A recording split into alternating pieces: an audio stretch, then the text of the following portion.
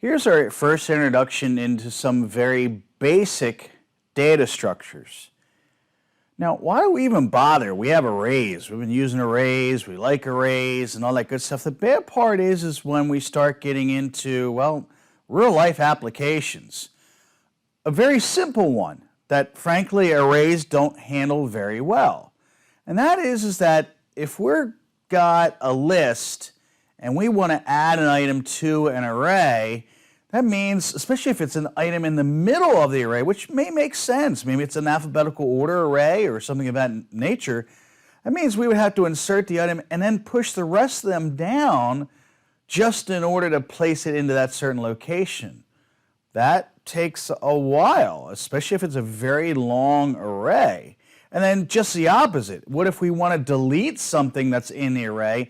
Then we have to squeeze everybody back up into that place in order to have, well, frankly, a contiguous set of an array. So there are some really big reasons of why we're going to have to start moving out of arrays. It's just the way it is. And here's the other part that's interesting.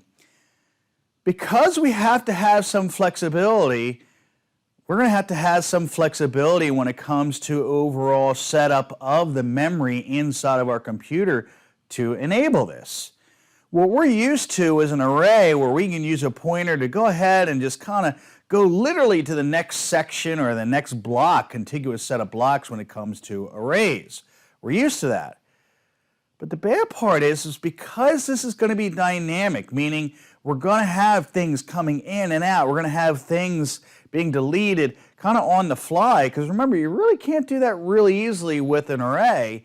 You're going to end up with a memory situation that kind of looks like a hodgepodge like this, where we're still using pointers, but notice the pointers are now pointing to individual elements that still look like the blocks of an array, but still notice the arrows are now all over the place. We're going to have to start worrying about keeping track of where all of these pointers are going. And that's our biggest next jump when it comes to our basic data structures. Now, the ones I'm introducing later on today are going to be, thankfully most of this is taken care of for you. But we are going to get into linked lists, maybe for some of you again, and we have to be very careful with not really the blocks, they're easy to do, it's tracking all of the pointers and then traversing it, because notice traversing, it's not a flat line like we have here. We're going to have to hop, we're going to have to look at where a pointer goes to, hop to that. It's a little bit more cumbersome, let's just put it that way.